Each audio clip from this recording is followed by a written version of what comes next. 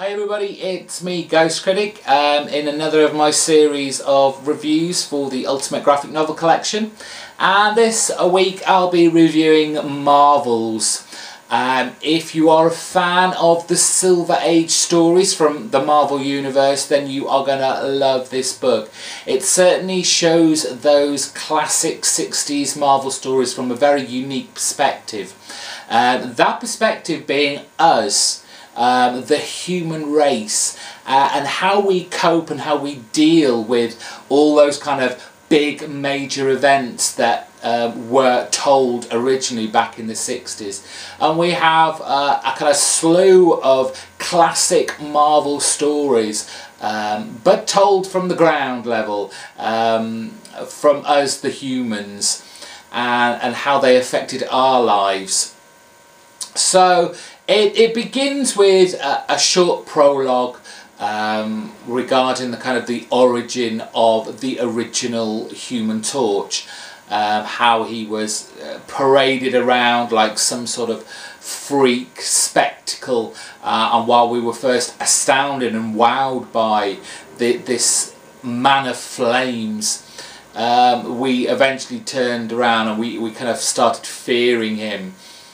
And the story progresses, showing lots of different characters and how we saw them. So it starts with the original Human Torch and the kind of retelling of stories about his fights with Namor, the Submariner, and how we were all rooting for the Human Torch, but then Namor becomes a friend, and his flip-flopping between friend and foe.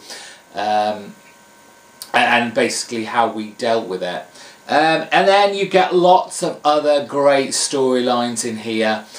You get glimpses of Sue and Reed Richards' wedding, the kind of public perception of the mutants and how they are certainly feared, and then the uprising of the Sentinels and how that affected our lives.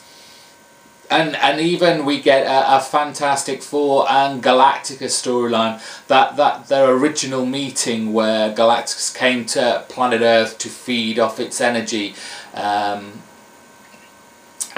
from that story you get this kind of renewed kind of grandeur and the kind of scope that this scenario took place, and kind of really the gravity of the situation. We've only ever really seen it from a superhero perspective, and obviously that's going to be full of action and full of drama, and it's no less the case when it comes to retelling this story, but from our human perspective.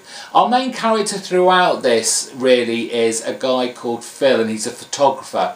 And he starts this obsession with what becomes known as the Marvels, all these superhero creations and characters.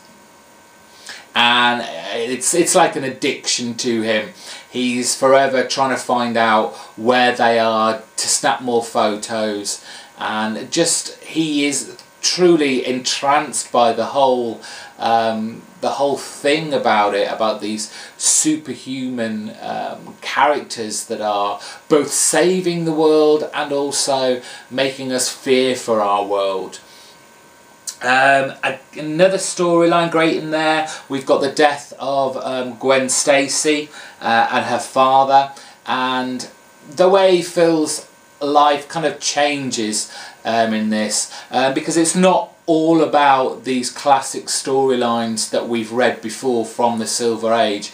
You have kind of a guy who's trying to make a family, be with his family, but also not have these Marvels take over his life. It's also the little things that are great about this book. There are a lot of little details that sometimes you might miss on first read, like the shop windows that have fashion displays inspired by the costumes of the Wasp. You have Phil's eventual wife first dating the Fantastic Four's postman, which I thought was a nice touch. And it's thrown in with lots of characters that we know, like there is Ben Urich, the reporter. Peter Parker shows up for a while, and J. Jonah Jameson, a very young looking J. Jonah Jameson, is in here as well, and acting no less different than he has, that we already know how he acts, the kind of bullheaded, stubborn man that he is. But there are also the details like the magazines, the newspapers, the kind of magazine articles, the radio stations. And it's great the way that Kurt Busiek, the writer, balances these huge Marvel events with those smaller personal moments, and the way he balances the kind of family responsibilities against the grandeur of the Marvels. I've never really been a big fan of Alex Ross, his artwork, to be fair, but this is just a beautiful book to look at. There's some fantastic double splash pages. It's all very realistic, and he's just able somehow to convey, like I said, the huge scale of these events, and given that it is, you know, it's us tiny mere mortals looking up, Alex Ross just has this eye for detail, and certainly throughout the book he really works at encapsulating that era of the 60s. It's just a phenomenal book to read, and I very much recommend you pick this up. However you can, I'm sure it's collected in a normal trade. It's certainly a book to go back to again and again. It's just got that kind of magical touch to it, and we just see the Marvel Universe in a different light. As for extras in this book, this has to be the best one so far, because there is so much packed into here. Not only do we get like a foreword, a kind of word, I don't know what to say, a kind of commentary, not only from Stan Lee, but also Alex Ross does one and Kurt Busiek does one. And then right at the back you have kind of this origins page of creating the Marvels, and it kind of shows how this all came about. Alex Ross, kind of an artist workshop, hopefully you can see that, but we get kind of a glimpse into how he produced a lot of this artwork and the covers. We get this page kind of pencils to finish.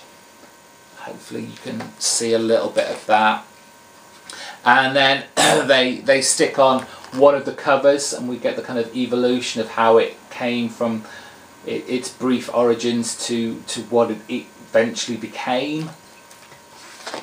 And again, it's got kind of costumes and props where Alex Ross drew some of the characters using kind of live models to create some of these amazing artwork.